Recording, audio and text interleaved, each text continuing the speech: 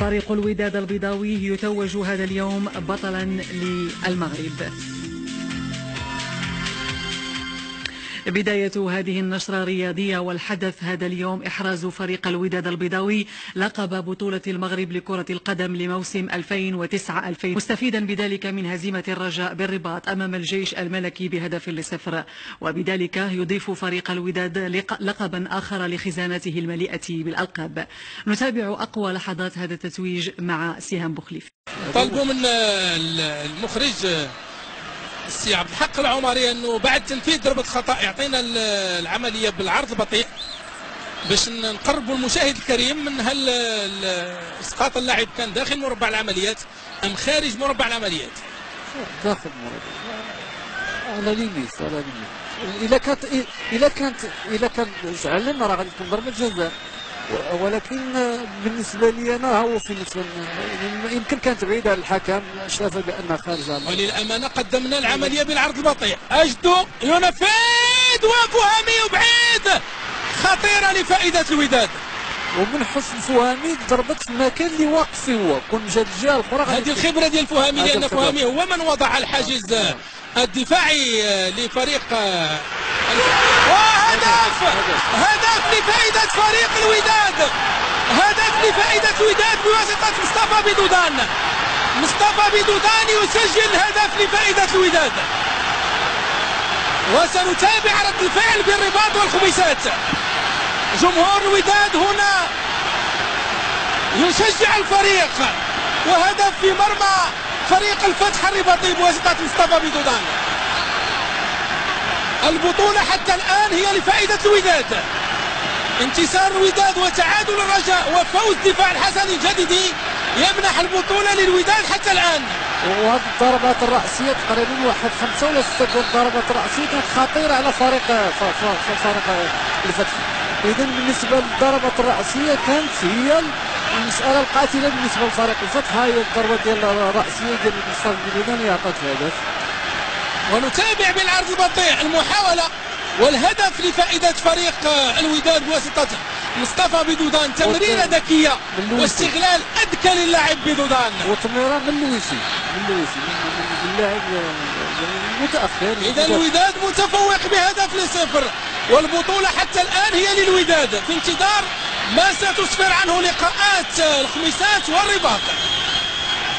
امتد إلى آخر رمق من البطولة الوطنية، البطل باللون الأحمر، تتويج آخر ينضاف لسلسلة ألقاب الوداد البيضاوي بعد فوزه اليوم أمام الفتح الرباطي ب1-0. الوداد الذي يعتبر من أعرق الأندية الوطنية بعدد ألقاب وإنجازاته التي حققها وطنيا وقاريا، وبجمهوره العريض الذي انتظر طويلا لحظة التتويج باللقب.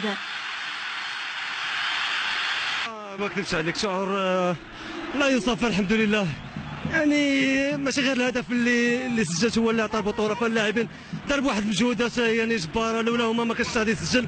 فحمدت الله وشكرت بانه الهدف ديالي هو اللي عطى البطوله للفريق الوداد البيضاوي. وكنعتقد بانه فريق الجيش الملكي قدم لنا واحد الخدمه كبيره، وصراحه كنستحقوا البطوله.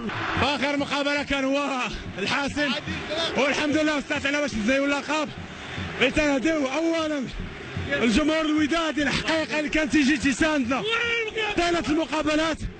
وصراحه يعني انا فزت القاب كثيره مع الوداد، وهذا اللقب هذا عنده واحد الطعم خاص، لانه الوداد صراحه بعد ما كان ضاع منا يعني الامل، الحمد لله كنرى انه اللعابه رجعوا الثقه ديالهم، واستطعنا الحمد لله نهديو هذا اللقب لهذا الجمهور اللي هذه عامين وهو كيقلب على شي لقب يفرح به. فريق الوداد البيضاوي يحرز إذا لقبه ال12 بعد مسار جيد ضمن بطولة هذا الموسم، انتزع من خلاله المركز الأول، وذلك على حساب غريمه التقليدي الرجاء البيضاوي الذي حل ثانيا. هي إذا نشوة بالفوز ولحظة تاريخية لكل عشاق القلعة الحمراء. وبمدينة الرباط وبالمجمع الرياضي الأمير مولاي عبد الله، فريق الجيش الملكي يفوز على الرجاء البيضاوي أكبر مرشح للفوز باللقب. فوز الجيش الملكي استفاد منه كثيرا فريق الوداد بفوزه بلقبه ال12. محمد أمين نوري والتفاصيل. هذه كانت المنصة التي انتظر الرجاويون أن يتوجوا عليها باللقب، لكن الحظ أو أشياء أخرى حالت دون ذلك.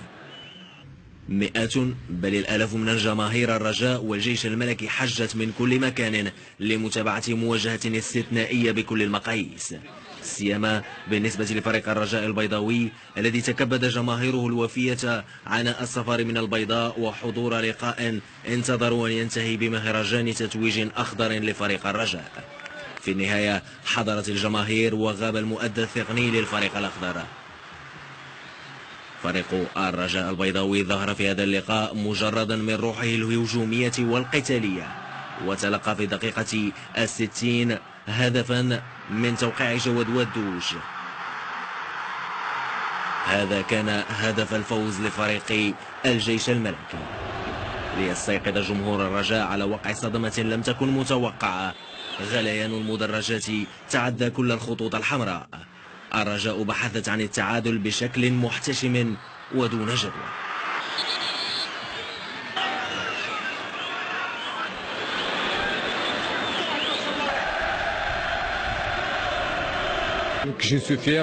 أنا فخور بأدائهم، لقد عملوا بجد وغيرة، وأنا رغم كل ذلك فخور بأداء فريقي.